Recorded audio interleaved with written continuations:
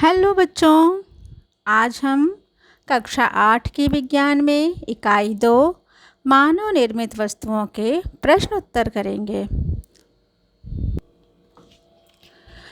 प्रश्न 1 है, सही विकल्प के सामने सही का चिन्ह अपनी अभ्यास पुस्तिका में लगाइए। का है थर्माकोल का दूसरा नाम है। ऑप्शन दिए हैं टेफ्लॉन, स्टाइरॉन, नायलॉन और ड्रेकॉन, जिसका सही उत्तर है स्टाइरॉन। थर्माकोल का दूसरा नाम है स्टाइरॉन। थर्माकोल का प्रयोग पैकिंग में, संचायक सेल के केस बनाने में, खिलौने बनाने में किया जाता है।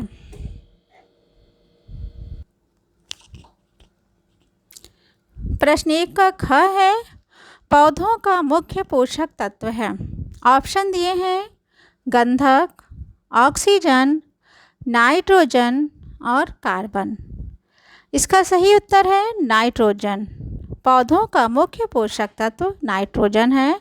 नाइट्रोजन वातावरण में पर्याप्त मात्रा में उपलब्ध है, लेकिन वातावरण के नाइट्रोजन को पौधे नहीं ग्रहण कर पाते हैं, वो मिट्टी में उपलब्ध नाइट्रोजन को ग्रहण करते हैं।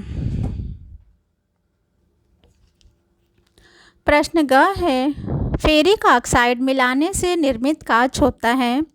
ऑप्शन दिया है हरा, गहरा नीला, पीला, बैंगनी। इसका सही उत्तर है हरा। फेरिक ऑक्साइड मिलाने से निर्मित कांच का रंग हरा होता है। रंगीन कांच बनाने के लिए कच्चे माल को भट्ठी में गर्म करने से पहले उसमें धात्विक ऑक्साइड मिला देते हैं। जैसे यदि कोबाल्ट ऑक्साइड मिलाते हैं तो नीले रंग का कांच प्राप्त होगा।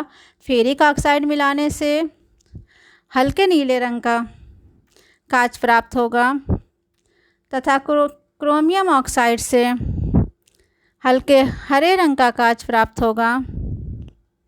सीरियम ऑक्साइड तथा कर्पूरस ऑक्साइड से पीले रंग का कांच बनाया जाता है।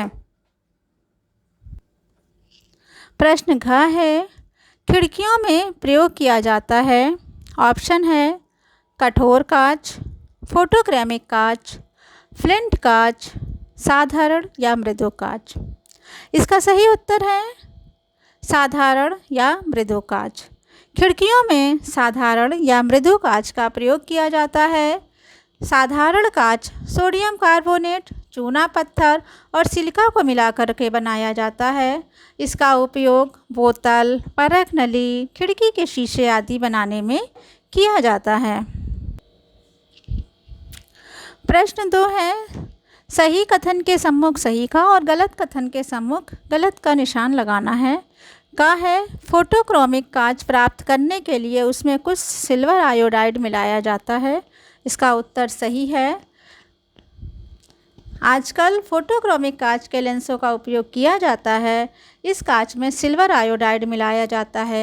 धूप में सिल्वर आयोडाइड विघटित होकर के सिल्वर और आयोडाइड बन जाता है। यह सिल्वर की परत चश्मे के लेंसों को गहरा रंग देती है। छाया में आने पर सिल्वर और आयोडाइड पुनः मिलकर के सिल्वर आयोडाइड बना देते हैं, जिससे लेंस पहले की तरह हल्के रंग के हो जाते हैं। खा है रेयान प्राकृतिक रेशा है। नहीं, गलत है ये। रेयान एक संश्लेषित रेशा है। ग है सीमेंट, साबुन, उर्वरक, प्लास्टिक आदि मानव निर्मित वस्तुएं हैं। तो हाँ, ये सब मानव निर्मित वस्तुएं हैं। घा है एंटीबायोटिक दवाओं का उपयोग कीटाणुनाशक के रूप में किया जाता है। ये गलत है। एंटीबायोटिक दवाओं का उपयोग बीमारियों से बचाव के लिए किया जाता है। प्रश्न 3 है, नीचे दिए गए शब्दों की सहायता से रिक्त स्थानों की पूर्ति अपने अभ्यास पुस्तिका में कीजिए। का है मेलामाइन का उपयोग प्लास्टिक के डैश बनाने में किया जाता है। इसमें बर्तन भरा जाएगा। ख सूती, रेशमी, ऊन प्राकृतिक रेशे हैं। हाँ, सूती, रेशमी और ऊन जो है प्राकृतिक रेशे हैं। ग धूप के चश्मे सूर्य की डैश किरणों से आँखों को बचाते हैं, तो इसमें पराबैंगनी भरा जाएगा। घ है सोडियम हाइड्रोक्साइड और वनस्पति तेल की क्रिया से डैश प्राप्त किया जाता है। तो इन दोनों की क्रिया से साबुन प्राप्त किया जाता है, इसमें साबुन भरा जाएगा। अंगा है डैश रेशों से बने कपड़े अधिक टिकाऊ और सस्ते होते हैं। तो संश्लेषित रेशों से बने कपड़े अधिक टिकाऊ और सस्ते होते हैं। प्रश्न 4 है, संक्षेप में उत्तर देना है। इसका क है, प्राकृतिक एवं मानव निर्मित वस्तुओं से आप क्या समझते हैं। हम जानते हैं कि प्रकृति से हमें बहुत सारी वस्तुएं प्राप्त होती हैं। जो वस्तुएं प्रकृति से प्राप्त होती हैं उसको प्राकृतिक वस्तुएं कहते हैं, जैसे पहाड़ हैं, नदियां हैं, समुद्र है, झीलें, मिट्टी, हवा, पानी, ये सब। और जो वस्तुएं मनुष्य बनाता है उसे मानव निर्मित वस्तुएं कहते हैं, जैसे कपड़े हैं, कृषि यंत्र है, मकान, साबुन, दवाइयाँ, सीमेंट आदि। प्रश्न ख है, किन्हीं 4 प्रकार के कांच के नाम लिखिए। 4 प्रकार के कांच के नाम होते हैं, साधारण या मृदु कांच, कठोर कांच, फ्लिंट कांच, फोटोक्रेमिक कांच। प्रश्न ग है, पॉलीथीन, टेफ्लॉन, एक्रिलिक तथा बेकेलाइट के एक एक उपयोग लिखिए। इसका उत्तर होगा कि पॉलीथीन का उपयोग थैली बनाने में करते हैं, टेफ्लॉन का उपयोग नॉन स्टिक बर्तन पर ऊष्मा प्रतिरोधी परत चढ़ाने में करते हैं और एक्रिलिक का उपयोग कार और ट्रकों की खिड़कियाँ बनाने में करते हैं। बेकेलाइट का उपयोग बिजली का प्लग, स्विच, कंघी, पेन और हत्थे बनाने में किया जाता है। प्रश्न 4 का घ है, साबुन और अपमार्जक में क्या अंतर है। तो साबुन और अपमार्जक में ये अंतर है कि साबुन वनस्पति तेल, सोडियम अथवा पोटेशियम हाइड्रोक्साइड की क्रिया से बनता है और अपमार्जक पेट्रोलियम और हाइड्रोकार्बन से बनते हैं। साबुन कठोर जल के साथ एक सख्त पदार्थ बनाता है, इस प्रकार ना तो झाग बनता है ना सफाई होती है। और अपमार्जक कठोर जल के साथ भी आसानी से झाग बनाता है, तो कपड़े आसानी से साफ हो जाते हैं। प्रश्न अंगा है, मृत्तिका क्या है। उच्च ताप पर पके हुए बर्तन या पकी हुई मिट्टी को ही मृत्तिका कहते हैं। प्रश्न 4 है, संश्लेषित रेशे क्या हैं। तो मानव निर्मित रेशे जो रेयान, नायलॉन, टेरिलीन, डेक्रॉन, टेरिन आदि, ये जो प्राकृतिक रेशों के स्थान पर प्रयोग किए जाते हैं उनको संश्लेषित रेशे कहते हैं। इनका उपयोग प्राकृतिक रेशे हम जानते हैं कि कपास, ऊन और रेशम, ये सब प्राकृतिक रेशे हैं, इनकी जगह पर इनका उपयोग किया जाता है।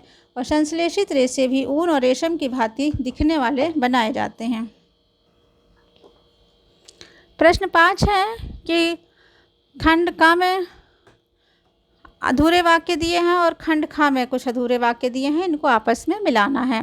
क में दिया है, मनुष्य अथवा मशीनों द्वारा तैयार की गई वस्तुएं, इसको मिलाएंगे 3rd से कि ये मानव निर्मित वस्तुएं कहलाती हैं।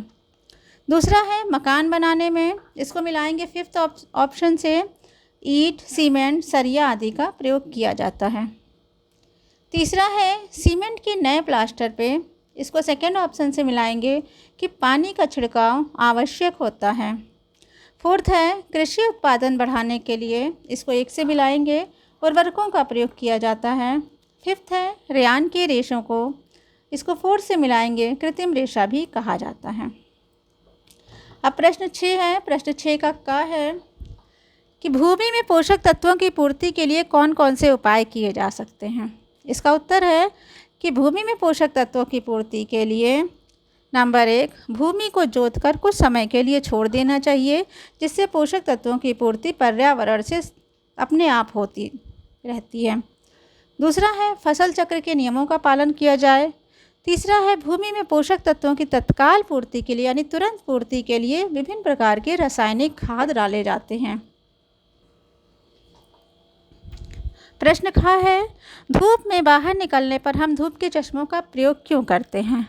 तो इसका उत्तर होगा कि धूप के चश्मों का प्रयोग आँखों को सूर्य की रोशनी से बचाने के लिए करते हैं। प्रश्न ग है, संश्लेषित रेशों से बने वस्त्र जल्दी क्यों सूख जाते हैं।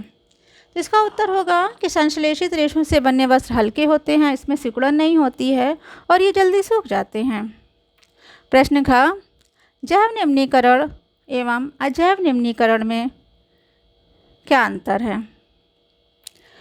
उत्तर है, जैव निम्नीकरण पदार्थ जो प्राकृतिक प्रक्रिया जैसे जीवाणु की क्रिया द्वारा अपघटित हो जाते हैं, इनको जैव निम्नीकरण कहते हैं।